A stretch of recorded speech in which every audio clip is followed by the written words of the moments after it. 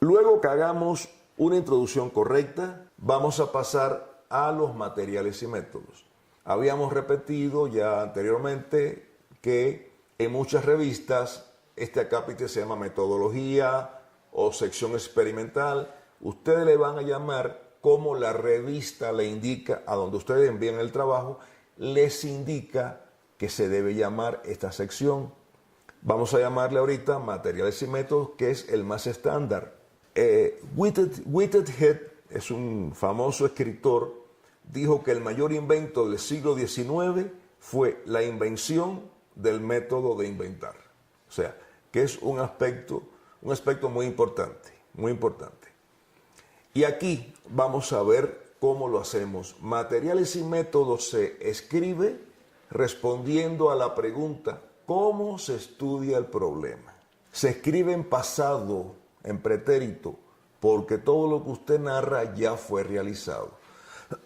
Perdón, o sea, la introducción se escribe en presente, está hablando del problema, de los autores que trabajan en él y que el objetivo es tal cosa en presente. Materiales y métodos, todo es el pretérito. Es una actividad que ya usted realizó y su contenido debe permitir a cualquier profesional especializado en el tema repetir la investigación. Recuerdan lo que les dije de Pasteur. Sus enemigos científicos decían, bueno, ¿y cómo yo sé que lo que usted dice es cierto? Porque no describía una metodología exacta, ¿no? Una secuencia de métodos. Ustedes sí.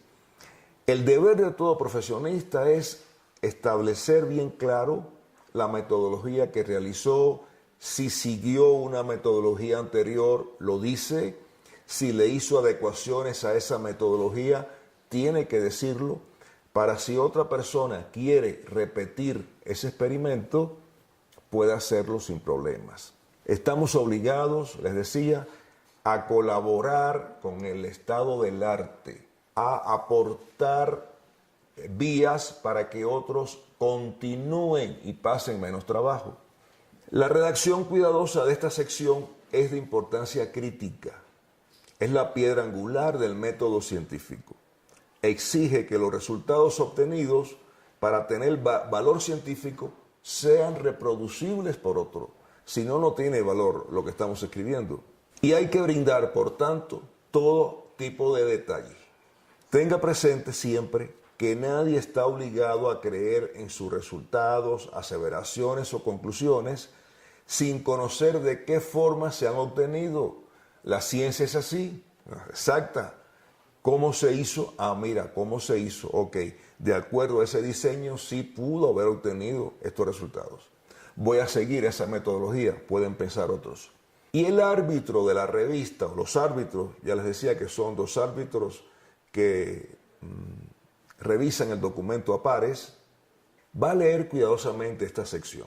Por tanto, en todo momento en que se está escribiendo este acápite de materiales y métodos, el autor debe preguntarse constantemente, ¿estará el lector entendiendo todo lo que le estoy explicando sobre cómo realicé el experimento?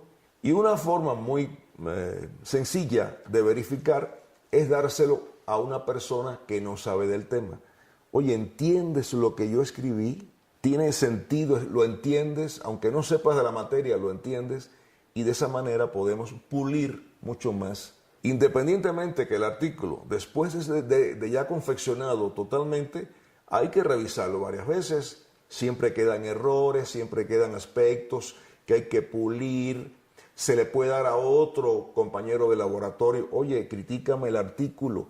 La crítica científica es muy válida y muy buena, siempre que se haga éticamente. Por eso, el ejercicio que vamos a hacer posteriormente, con la introducción de cada uno de ustedes, sí, porque les voy a pedir a cada uno que me envíen una introducción, una propuesta de introducción, y entre todos vamos a analizarlo críticamente y éticamente. Nada de críticas severas, ni nada. No, mira, sugiero que esto se incorpore, esta parte creo que es muy amplia, yo me parece que puede rectificarse alguna, de esa manera, en un tono ético y fraternal. Y van a ver ustedes cómo vamos a ir puliendo cada parte de los artículos del artículo de ustedes, la introducción, la metodología, resultados, etc. Les decía que siempre que vayan a enviar un artículo, se lean las instrucciones a los autores de la revista Diana a la que van a enviarlo. O sea, el esquema es el que les estoy dando, pero la forma en que lo hace la revista puede ser que le pida que ponga su acápite de animales, equipos, o sea, ustedes lo hacen así. Yo les estoy enseñando, dando la experiencia de cómo hacerlo en general. Si no le piden acápite, lo hacen por párrafos, siempre con una secuencia lógica, desde el primer paso que realicé hasta el final del experimento y la prueba estadística, si la apliqué, que utilicé para los resultados y por qué esa prueba.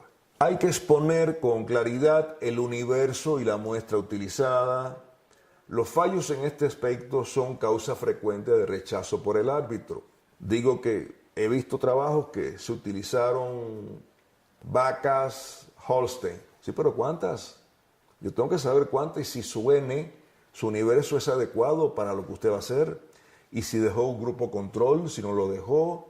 Siempre el grupo control es importante. Eso vamos a especificarlo y a recalcarlo a cada rato, porque si no tengo un grupo con el cual comparo, no tiene sentido mi trabajo, a no ser que mi control sea el primer muestreo y luego el final sea el último, pero esos casos son muy poco frecuentes. Debemos especificar la edad, el sexo, la dieta, el estado genético y fisiológico de las plantas, en este caso la dieta no, pero bueno, sí las características de la planta, si es un trabajo en plantas, las características de los animales, las características del medio en que estoy desarrollando el trabajo, y si utilizo entes biológicos, o sea, plantas, animales, debo especificar la especie y si en todo caso la cepa,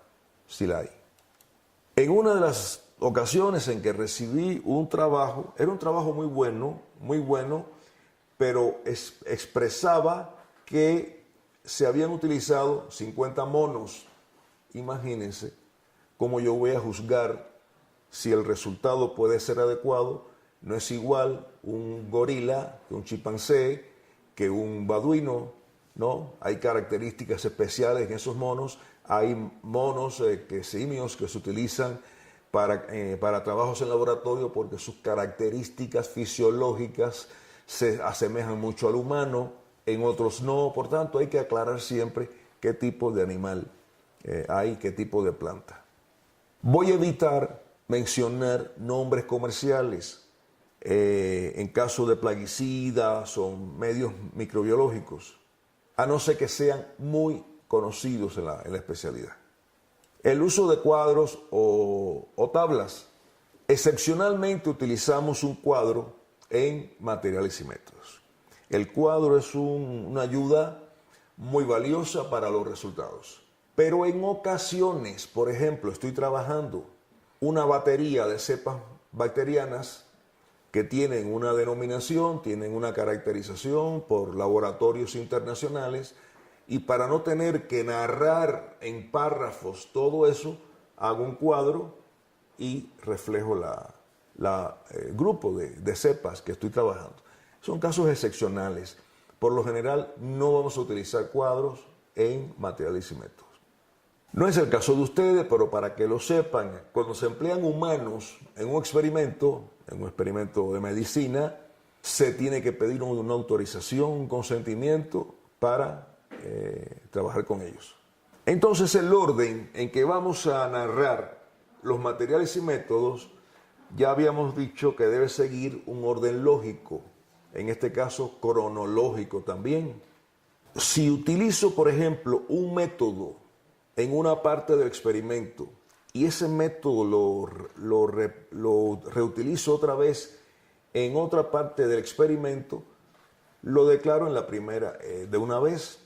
Por ejemplo, estoy utilizando una prueba ELISA de diagnóstico para determinar, clasificar la N que voy a utilizar, y luego utilizo esa misma técnica para diagnosticar otra cosa. Bueno, pues ya lo declaro que el test de ELISA, la prueba ELISA, se utilizó para seleccionar la muestra y para determinar luego tal cosa. No lo tengo que mencionar de nuevo. Puedo usar subtítulos si la revista me lo pide o si lo decido. Pero bueno, deben siempre fijarse que en la tesis pueden utilizar subtítulos. Me parece que los subtítulos ayudan mucho a concretar la redacción de cada parte. Animales utilizaron tantos, o plantas, o muestras utilizaron tantas plantas, tal cosa. O sea, ayuda mucho, pero hay muchas revistas que no lo exigen, pues ustedes nada más declaran el primer párrafo y no ponen subtítulos, y así subsecuentemente con los demás párrafos. Hay que ser preciso en las mediciones y análisis. Por ejemplo, si calenté un tubo de ensayo, debo decir a qué temperatura.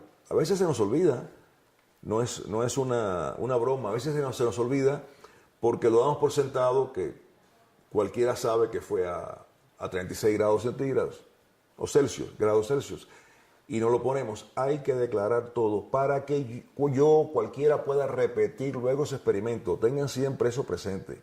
Si se controló humedad y ventilación en una instalación, deben expresarlo.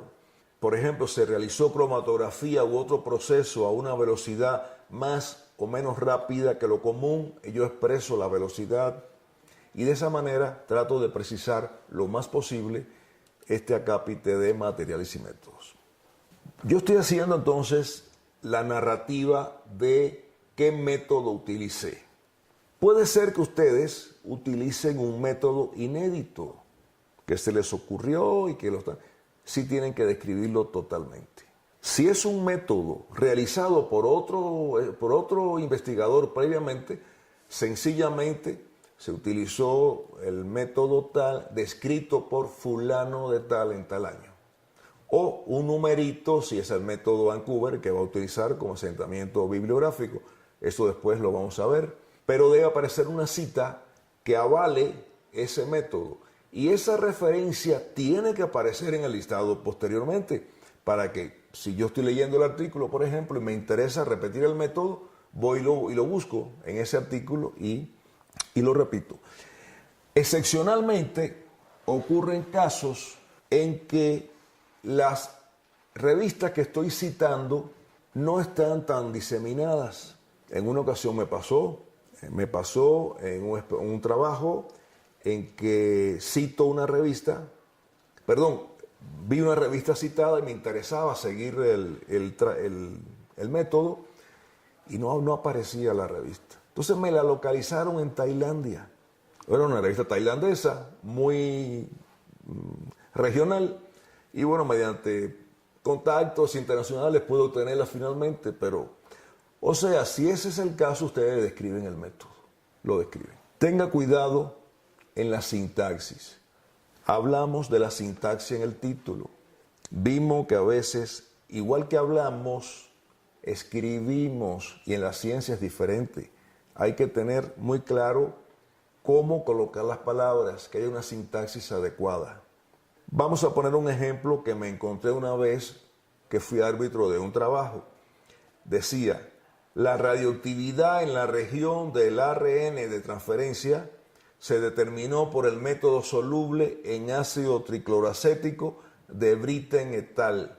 Después de permanecer en agua hirviendo 1 hora. ¿Saben lo que estoy diciendo? Que Britten et al. Estuvieron hirviendo 1 hora en agua, ellos, no el método, porque la sintaxis no la pongo adecuada. ¿Ok? La repito. La radioactividad en la región del ARN de transferencia se determinó por el método soluble en ácido tricloroacético de Britten et al. Etales y colaboradores, seguro que lo saben. Después de permanecer en agua hirviendo 1 hora. Es un error de sintaxis. Y cualquier árbitro les regresa el trabajo por esa razón. No. Aquí usted está diciendo una barbaridad. Está hirviendo a esos autores en agua. Entonces, vamos a ver algo somero de los métodos estadísticos en el artículo científico. En el documento auxiliar que les dejo, una monografía que escribí con otros profesionistas, hay una parte que lo escribió una estadística, que sí sabe mucho de estadística, por supuesto, donde pueden ustedes consultar. Aquí vamos a ver las cosas más generales y los errores que no debemos conocer que no debemos cometer, cuando realizamos una prueba estadística. En primer lugar, una prueba estadística no se hace para forzar a que el resultado dé como yo quiero. No. Es para fortalecer que este resultado, que aparentemente tiene diferencias entre el grupo control y el grupo tratado, sí lo tiene.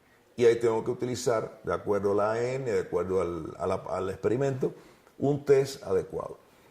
Les recomiendo para eso siempre, si saben estadística ustedes suficiente, pues ustedes mismos lo hacen, claro. Sé que han cursado cursos de estadística con profundidad y son buenos, pero ante cualquier duda, consulten a un especialista, a un estadístico. Oye, quiero hacer tal cosa, de tal manera. Al final, ¿qué prueba estadística le puedo aplicar y por qué? Porque ese por qué yo tengo que explicarlo al final de la intro de materiales y métodos, cuando digo utilicé la prueba de regresión lineal para determinar tal cosa. Debo dar una pequeña aclaración del por qué. Los métodos estadísticos ordinarios, G cuadrado, TD-Student, etc., los menciono sencillamente que los utilicé. Son archiconocidos y están en todos los libros de estadística. Ahora, si es una prueba estadística avanzada, debo incorporar una cita donde explique esa prueba y la cito luego en el listado de referencias. Es lo que les decía en esta diapo, les aclaro que es un recurso, la bioestadística es un recurso para dar rigor científico a un artículo que no lo tiene. O sea, no es un recurso, para dar rigor científico a un artículo que no lo tiene. Es el rigor científico del trabajo lo que me impone a mí hacer una prueba de bioestadística para determinar exactamente diferencias y comportamientos. Por tanto, el método estadístico ha de responder al objetivo trazado en la investigación y está relacionado con el procesamiento de datos y luego ser bien explicado o reflejado en resultados mediante tablas, gráficos. Entonces, ¿qué parte de la estadística pongo en materiales y métodos? Aquí necesariamente, además de explicarle de qué manera reflejo la prueba estadística en materiales y métodos, les estoy adelantando de cómo entonces va a aparecer en los resultados, porque va a ser más comprensible. Por ejemplo, yo pongo, para comparar en materiales y métodos, para comparar los grupos tratados con el grupo control, se empleó un análisis de varianza simple. ¿Ok? Declaro cuál es mi prueba estadística. Luego, en resultado, no tengo que repetir nuevamente que mediante el análisis de regresión simple. Sencillamente pongo, los grupos difirieron significativamente del control a una P menor de 0.05 y refiero, entre paréntesis, la tabla 1 o la figura 1 donde yo doy esos datos. En el caso de que el diseño que utilizo no sea muy conocido, debo mencionar someramente cómo lo hice. Por ejemplo, los datos fueron elegidos según un diseño completamente aleatorio, bloques al azar, cuadrado latino, parcelas divididas, etc., de acuerdo a lo que utilicé. Igual si digo que en el procesamiento de los datos se empleó el paquete estadística 6.0, que es una prueba estadística que no es muy conocido, pues bueno, pongo una cita de la misma en la referencia, o sea, la cito como una bibliografía más. Entonces, en estos dos cuadros que vienen a continuación, les resumo para un poco orientación de ustedes. La primera columna es el método que voy a utilizar. La segunda columna es se usa cuando ese método. Y en la tercera columna sirve para cuando se desea tal cosa. De manera que ustedes tengan un criterio ya más certero de si voy a utilizar un análisis de varianza simple, lo voy a utilizar para conocer el efecto de un factor sobre la variable dependiente y esto me sirve para probar la existencia o no de diferencia significativa entre los niveles de uno o más factores. En fin, aquí les dejo un resumen de los métodos estadísticos más usuales, para cuándo lo uso, o sea, cuándo lo debo usar y para qué me va a servir, o sea, qué voy a obtener con su aplicación. En este igual, el Mann-Whitney, el Kruskal-Wallis, la prueba de signos, el Wilcoxon, que es muy utilizado, análisis de componentes principales, etc. Entonces, vamos a ver un ejemplo de un método estadístico. Este ejemplo es un poco de puramente ciencias biológicas, pero el mensaje sí seguro se van a dar cuenta cuál es. Fíjense, igual puede servirles a algunos que trabajen con agentes biológicos. Digo, voy a hacer un análisis de varianza de clasificación simple, porque el experimento que estoy haciendo así lo merita.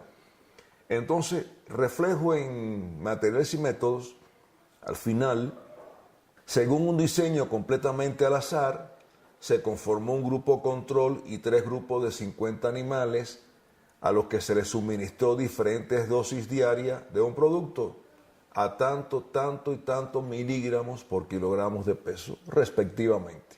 Para comparar el comportamiento de los títulos de anticuerpos en los diferentes grupos, a los 7 días de comenzar el experimento, se empleó un análisis de varianza de clasificación simple y el método de comparación de rangos múltiples de Duncan con 95% de significación.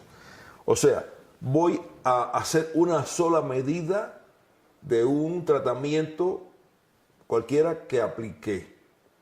En los resultados, digo que todas las dosis probadas difirieron significativamente del grupo control y con las dosis de 30 y 40 se alcanzaron mayores niveles de anticuerpos y hago referencia a la tabla o cuadro número 1.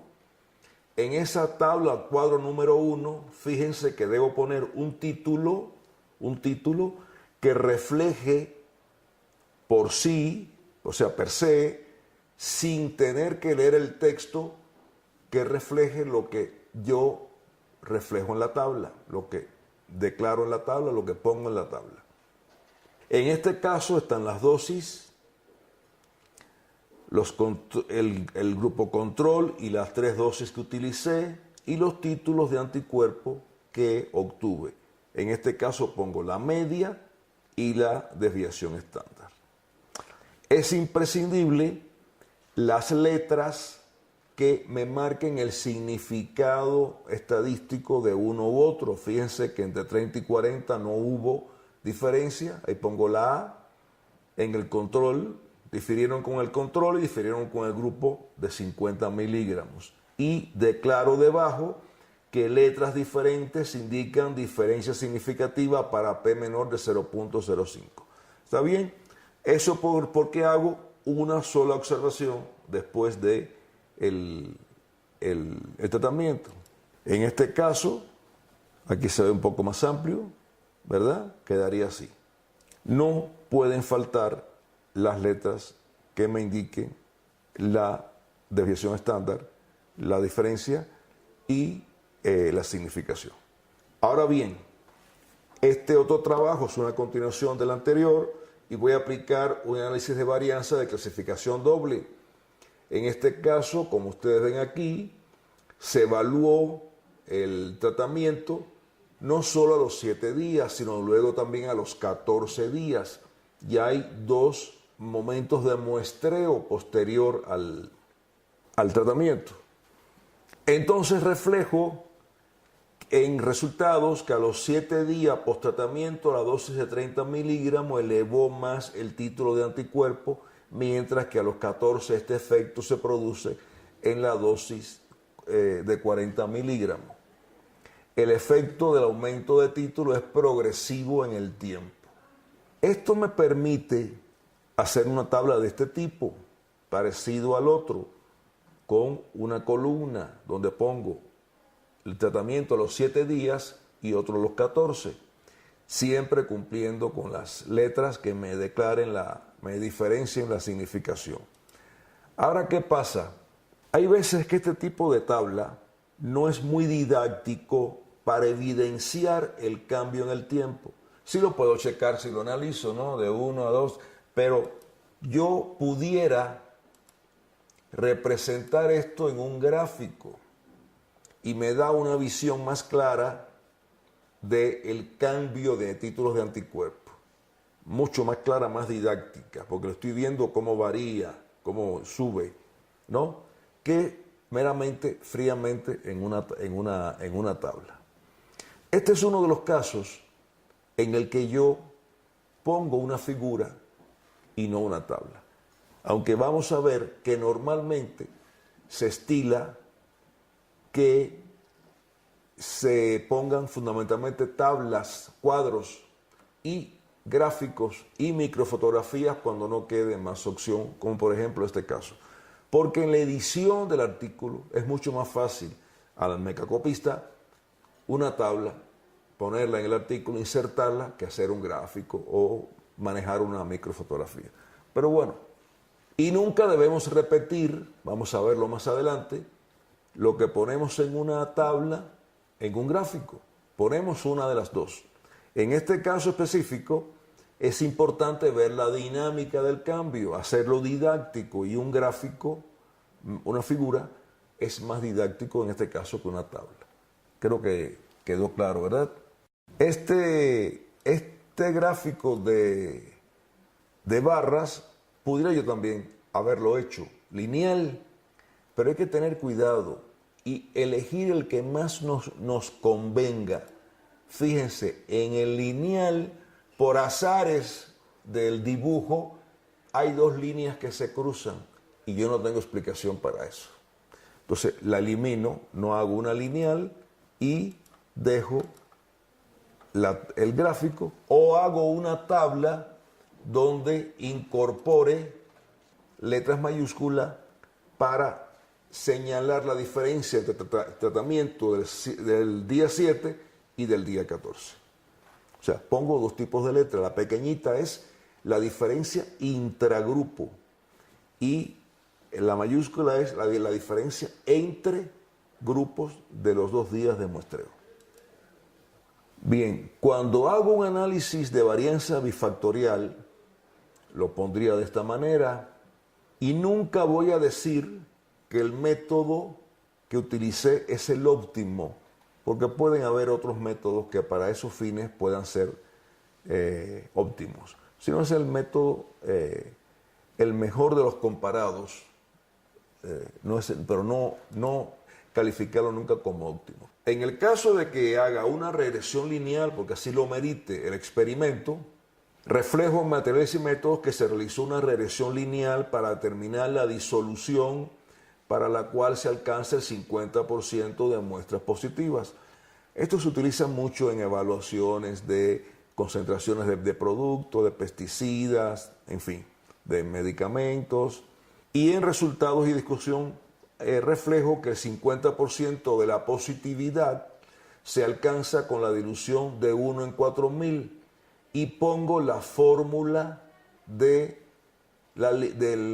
gráfico y pongo el gráfico y en el mismo gráfico vuelvo a poner la fórmula. ¿Está bien? Así es como se estila que se haga. Si es una no lineal, de la misma manera, pongo la fórmula, reflejo la figura y en la figura pongo la fórmula. En comparación de proporciones, es muy usual ponerlo así. Por ejemplo, la proporción y el porciento. Lo que realmente debo colocar es el tratamiento, el porciento de éxito y la N sobre la cual trabajé. Así es como correctamente se refleja una comparación de proporciones. Y luego el error estándar, por supuesto, debajo. Ok. Para los que van a hacer algún tipo de trabajo de biología molecular, por ejemplo, donde estoy enlazando poblaciones genéticamente o algo, se utiliza mucho el análisis de clúster. En este caso, siempre se debe colocar en la publicación el dendrograma obtenido con la clasificación y debo, por ejemplo, reflejar de esta manera, para agrupar los individuos de acuerdo a, y ahí menciono las variables utilizadas para la clasificación, se empleó un análisis de clústeres según el método de los centroides, del promedio de las distancias ponderadas, el vecino más cercano u otro. O sea, de acuerdo a lo que yo utilicé. Y si tengo una bibliografía que me avale ese tipo de análisis estadístico, lo pongo y lo reflejo. Pero bueno, no creo que sea el caso de ustedes. No sé si alguien utilizará biología molecular en sus trabajos, pero como cultura sí les queda. Ahora les voy a exponer los errores frecuentes que se pueden cometer cuando se trata de métodos estadísticos. O sea, esto que les voy a mostrar no deben hacerlo, deben tener cuidado en que no ocurra, porque el árbitro lo puede revisar y les puede regresar perfectamente un artículo de la revista por esta razón. Miren, a veces no es adecuada la selección del sistema estadístico.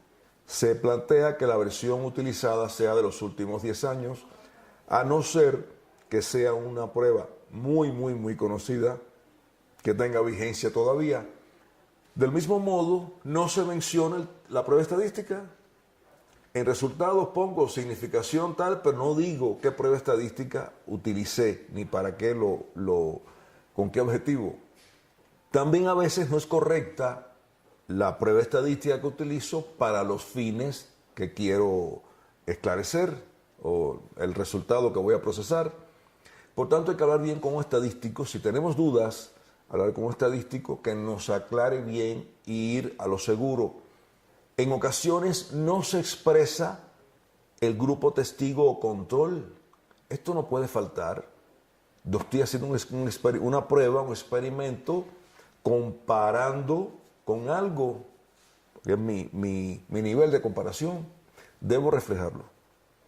Y a veces en los resultados de discusión se altera el orden seguido en materiales y métodos. Yo debo ser consecuente con el orden de la metodología para narrar los resultados. No puedo adelantar resultados. Debo ser consecuente, debo tener un orden cronológico para este fin. Luego aparecen datos estadísticos que no han sido reflejados en materiales y métodos.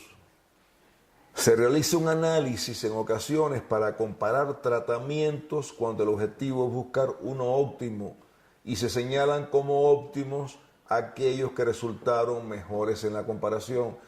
Sencillamente, este resultado fue el mejor, no fue el óptimo. Nunca nos casamos con un término tan categórico. Y a veces el sistema empleado para el análisis estadístico aparece de forma incorrecta en las referencias bibliográficas. Esto ocurre menos, pero también puede darse. ¿Qué ocurre? Esos son errores que les recomiendo tener cuidado para que no lo cometan. Otros errores que aparecen tablas y gráficos que no representan lo que aparece en el texto. Por ejemplo, aquí hay un ejemplo. En este gráfico deseo decir que la dosis de 40 miligramos por kilogramo a esa dosis se obtiene mayor % de efectividad en la vacuna. Sin embargo, a simple vista se observa que no existe diferencia entre lo obtenido entre la dosis de 30 y la dosis de 40. Por tanto, debo colocar letras que indiquen la diferencia significativa, si la hubo, y referirla en el texto. Porque así, el gráfico como tal no me aclara nada, faltan datos.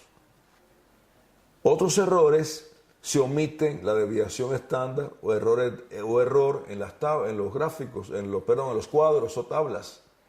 Se dan falsos apellidos a la ANOVA. A la ANOVA lo denominamos con como se nos ocurra, de diferentes formas. Y se transforman los datos para procesar los resultados y no se menciona anteriormente qué tipo de transformación utilicé. Entonces, cuando veo el resultado digo, bueno, pero ¿esto de dónde salió? ¿Ok? Y nunca mezcle los resultados en esta sección. Hay veces que cometemos el error que en materiales y métodos damos algún criterio de resultados. No. En materiales y métodos yo describo lo que yo hice y en resultados lo que obtuve. Nunca puedo mezclar un elemento con otro, elemento con otro, elemento con otro, elemento con otro, elemento